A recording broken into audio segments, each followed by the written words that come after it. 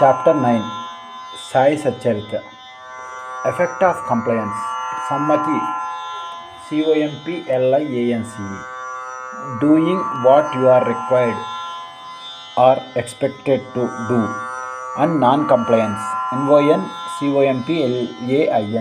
పాటించకపోవడం, failure to act in accordance with a wish or command with Baba's orders at the time of taking leave. A few instances: mendicancy, MENDICANCY, భిక్షం అడగడం, యాచించడం. The condition of being a beggar and its necessity. Devotees, Tharkar families, experiences.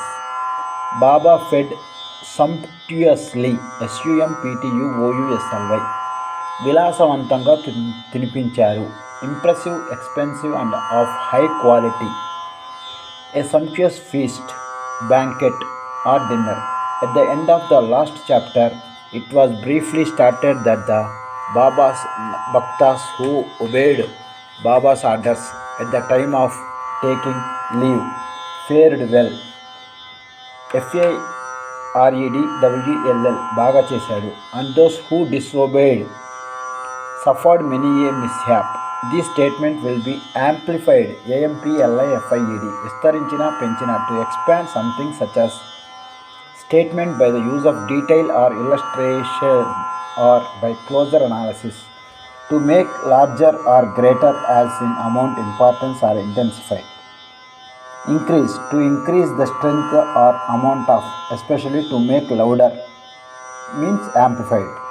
And illustrated with a few striking instances and by other matters dealt with in this chapter. Characteristic of Shirdi pilgrimage, Tirthayatra, PAILGRIMAGE. One special peculiarity of Shirdi pilgrimage was that none could leave Shirdi without Baba's permission, and if he did, he invited troubles. But if anyone was asked to quit Shirdi, he could stay there no longer. Baba gave certain suggestions or hints when devotees went to bid goodbye and take leave. These suggestions had to be followed. If they were not followed or were departed from, accidents were sure to befall them. We give you below a few instances. Tacha Kote Patil. Tacha Kote was once going in a tanga to Kopargaon Bazaar. He came in haste to the masjid, saluted Baba and said that he would go to Kopargaon Bazaar. Baba said, "Don't make haste, stop a little, forget the bazaar, don't go out of the village." On seeing his anxiousness to go, Baba asked him to take Shyama, Madhavrao Deshpande, with him. Not minding his direction, Tacha Kote immediately drove off his tanga. Of the two horses, one which cost Indian rupees 300 rupees was very active and restless. After passing Swali Vihar, it began to run hastily, rashly, got a sprain in its waist and fell down. Tacha was not much hurt but was reminded of Mother Sai direction. On the other occasion, while proceeding to Kollar village, he disregarded Alaksham Cheyu, Baba's direction, and drove in a tranga which met with a similar accident. European gentleman. One European gentleman of Mumbai once came to Shirdi with an introductory note from Nana Saheb Chandorkar and with some objective in view. He was comfortably accommodated in a tent. He wanted to kneel, KNEEL, మోకాళ్ళపై నుంచోను, to position the body so that one or both knees rest on the floor, to fall or rest on the knees. She kneeled on the floor next to the child. Before Baba kissed his hand, therefore he tried thrice to step into the masjid, but Baba prevented him from doing so. He was asked to sit in the open courtyard, Pranganamu, below and take Baba's darshan from there. No pleased with the reception he got, he wanted to leave Shirdi at once and to bid goodbye. Baba asked him to go the next day and not to hurry. People also requested him to abide by Baba's instructions. Not listening to all these, he left Shirdi in a tanga. The horses ran all right, but when Swali Vihar was passed, A bicycle came in front, on seeing which the horses were frightened and ran fast. The tanga turned topsy-turvy, TOPSY, తలక్రిందులుగా. If your roller coaster loops upside down, you will be topsy-turvy when you ride it. If you are also topsy-turvy when your life is figuratively turned upside down, like when you move across the country or adopt triplets. And gentleman fell down and was dragged over some distance. He was immediately rescued but had to go and lie in copper gown. Learnt the lesson that those who disobeyed Baba's instruction met with accidents in one way or the other, and the necessity of mendicancy. Now to return to the question of mendicancy. Bhiksham. A question may arise in the minds of somewhat. If Baba was such a great personage, God manifest, why should he have taken recourse begging bowl throughout his life? This question may be considered and replied from two standpoints. 1. Who are the people who have a right to live by the begging bowl? Our Shastras says that those persons who after getting rid of or becoming free from the three main desires, viz. 1.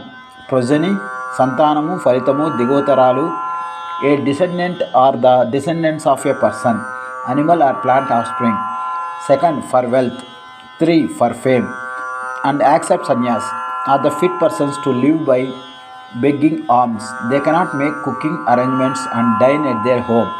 The duty of feeding them is laid on the shoulders of householders. Sai Baba was neither a householder nor vanaprastha. He was a celibate sannyasi, that is sannyasi from boyhood. His firm conviction was that the universe was his home. He was the Lord Vasudeva Sreenivasa, the supporter of the universe and the imperishable IMPERISHABLE, నాశనం చేయుటకు వీలు కాని, enduring forever, Brahma. So he had full right to take recourse to begging. 2. Now from the standpoint of Panchasuna, 5 sins and their atonement, ATONEMENT, Prayaschittam, the action of making amendments for a wrong or injury. We all know that in order to prepare foodstuffs and meals, the households have to go through 5 actions or processes, which Khandani, pounding, Danchadam, Peshani, grinding, Udakumbi, washing pots, Marjani, sweeping and cleaning, Chulli, lighting hearts, HEARTHS, పొయ్యిలు వెలిగించడం. These processes involve the destructions of a lot of small insects and creatures, and thus the householders incur sin. In order to atone for his sins, our Shastras prescribe 6 kinds of sacrifices, viz. Brahma Yajna 1. 2. Veda Jayan, offerings to Brahman or the study of the Vedas. 3. Pitru Yajna, offering to the ancestors. 4. Dev Yajna, offerings to the gods. 5. Bhuta Yajna, offerings to the beings. 6. Manushya Atidhi Yajna, offerings to men or uninvited guests. If these sacrifices enjoined by the Shastras are duly performed, the purification of their mind is effected, and this helps them to get knowledge and self-realization. Baba, in going from house to house, reminded that the inmates of their sacred duty and fortune were the people who got the lesson at their homes from Baba. Devotees' experiences. Now to return to the other more interesting subjects. Lord Krishna has said in the Bhagavad Gita 9-26, whosoever devotedly offers me a leaf, a flower or a fruit or water of that pure-hearted man, I accepted this pious offering. In the case of Sai Baba, if a devotee intended really to offer anything to Sai Baba, and if he afterwards accepted it and blessed the devotee, a few instances are given below. Tharkar family, father and son. Mr. Ramachandra Atmaram alias Baba Saheb Tarkad, formerly Pradhana Samajist, was a staunch devotee of Sai Baba. His wife and son loved Baba equally or perhaps more. It was once proposed that Master Tharkad should go with his mother to Shirdi and spend his summer vacation there. But the son was unwilling to go, as he thought that in case he left his home in Bandra, the worship of Sai Baba in the house would not be properly attended to, as his father, being a Pradhana Samajist, would not care to worship Sai Baba picture. However, on his father's giving an assurance under the oath that he would perform the worship exactly as his son was doing, the mother and the son left for Shirdi on a Friday night.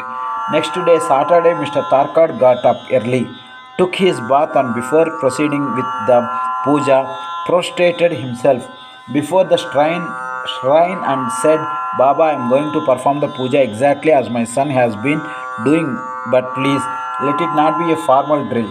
Saying so, he performed the puja and offered a few pieces of lump sugar, chakkar muddalu, as Naivedya offering. The sugar was distributed at lunchtime. That evening and next day, Sunday, everything went on well. The following Monday was working day and it also passed well. Mr. Tarkad, who had never performed puja like this in all his life, felt great confidence within himself that everything was passing on quite satisfactorily, as per the promise given to the son. Next Tuesday, he performed the morning puja and usual and left for his work. Coming home at noon, he found that there was no prasad sugar to partake of PATAKE of Palu Panchukonam. When the meal was served, he asked the servant cook, who told him that there was no offering made that morning and that he had completely forgotten to perform that part of the puja, offering Naivedya. At this, he left his seat and prostrated himself before the shrine, expressed his regret at the same time, chiding Baba for the want of guidance and making the whole affair a matter of mere drill. Then he wrote a letter to his son, stating that facts that and requested him to lay it at Baba's feet and ask his pardon for his neglect. This happened in Bandra at about Tuesday noon. At about the same time, when the noon arati was about to commence in Shirdi, Baba said to Mrs. Tarkad, Mother, I had been to your house in Bandra with a view to have something to eat. I found the door locked. I somehow got an entry and found to my regret that Mr. Tarkad has left nothing to eat for me. So I have returned with my hunger unappeased. The lady did not understand this, but the son, who was close by, understand the whole thing, that there was something wrong with the puja in Bandra, and he therefore requested Baba to permit him to go home. Baba refused this, but allowed him to perform puja there.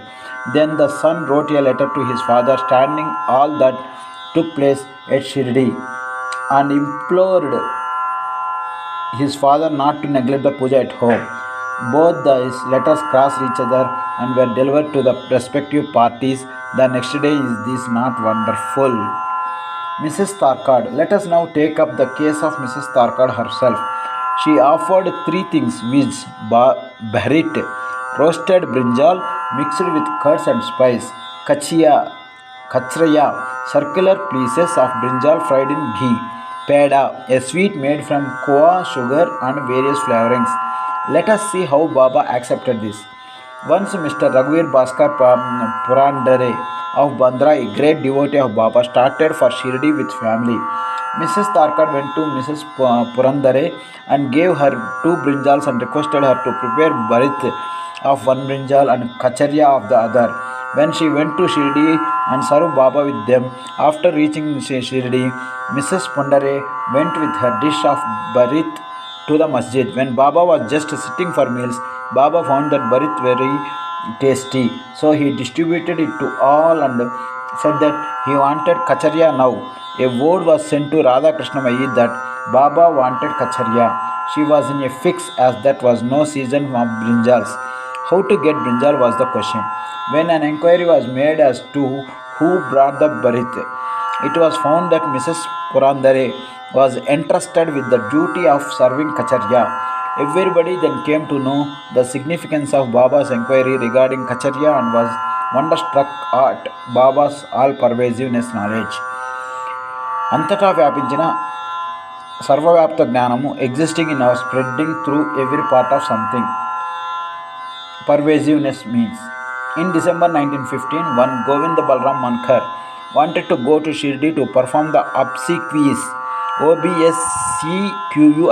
Sanchakriyelu Maninchina Vari Karmalu, a funeral or burial rite of his father. Before he left, he came to see Mr. Tarkar. Then Mrs. Tarkar wanted to send something with him to Baba. She searched the whole house but found nothing except a peda which had already been offered as a naivedya. The boy Govind was in mourning. Out of great devotion to Baba, she sent the peda with him, hoping that Baba would accept and eat it. Govind went to Shirdi and saw Baba but forgot to take the peda with him. Baba simply waited. When again he went to Baba in the afternoon, he went empty-handed without the peda. Baba could wait no longer and did ask him straight, "What did you bring for me?" "Nothing," was the reply. Baba asked him again. The same reply came forth again. Then Baba asked him the question, "Did not the mother, Mrs. Tarkar, give some sweet meat to you for me at the time of your starting?" The boy then remembered the whole thing. He felt abashed, asked Baba's pardon, ran to his lodging, brought the peda and gave it to Baba. As soon as Baba got it in his hand, he put it into his mouth and gulped. GULPED, ఒక్కసారిగా మింగివేయడం. Swallow food quickly or in a large mouthfuls. It down. Thus, the devotion of Mrs. Tarkar was recognized and accepted. As men believe in me, so do I accept them. Gita 4:11 was proved in this case. Baba fed sumptuously, SUMPTUOUSLY, విలాసవంతంగా తినడం, impressive, expensive and of high quality. Sumptuous feast, banquet, dinner. Once Mrs. Tarkar was staying in a certain house in Shirdi. At noon meals were ready and being served when a hungry dog turned up there and began to bark. Mrs. Tarkar got up at once and threw a piece of bread which the dog gulped with great relish. RELISH, రుచితో ఆహ్లాదకరమైన రుచి, అమితమైన ఇష్టము, gusto, just, ZGST. In the afternoon, when she went to the masjid and sat at some distance, Sai Baba said to her, "Mother, you have fed me sumptuously. విలాసవంతంగా తినిపించావు. I am so impressive, expensive and of high quality. A sumptuous feast, a banquet dinner. My famished pranas, ఆకలితో ఉన్న నా ప్రాణాలు, life forces, have been satisfied. Ever act like this, and this will stand you in a good state. Sitting in this masjid, I shall be never speak control. Take pity on me. Like this, first give bread to the hungry and then eat yourself. Note this well." She could not understand at first the meaning of what Baba said. So she replied, "Baba, now how could I feed you? I am myself dependent on others and take my food from them on payment." Then Baba replied, "Eating that lovely bread, I am heartily contented and I am still belching, BLCHING, తేన్పులు వస్తున్నాయి. Emit wind noiselessly from the stomach through the mouth to expel gas suddenly from the stomach through the mouth. The dog which you saw before meals and to which you gave the piece of bread is one with me. I am roaming in their forms. He who sees me in all these creatures is my beloved. So abandon the sense of duality and distinction and serve me as you did today." Drinking this nectar-like words, she was moved. Her eyes were brimmed with tears. కన్నీళ్లతో కళ్ళు నిండిపోయాయి. Her throat was choked. నోటి నుంచి మాట రాలేకపోయింది. And her joy knew no bounds. ఆనందానికి అవధులు లేవు. Moral: See God in all beings is the moral of this chapter. The Upanishads, the Gita and the Bhagavad all exhort, bodhinchu, strongly encourage or urge someone to do something. I exhorted to my 2 daughters to be a good children and become a doctor, as to perceive God or divinity in all the creatures. By the instance given at the end of this chapter and other numerous to mention, Sai Baba has practically demonstrated to us how to put the Upanishadic teachings into practice. In this way, Sai Baba stands as the best exponent or teacher of Upanishadic doctrines సిద్ధాంతాలు.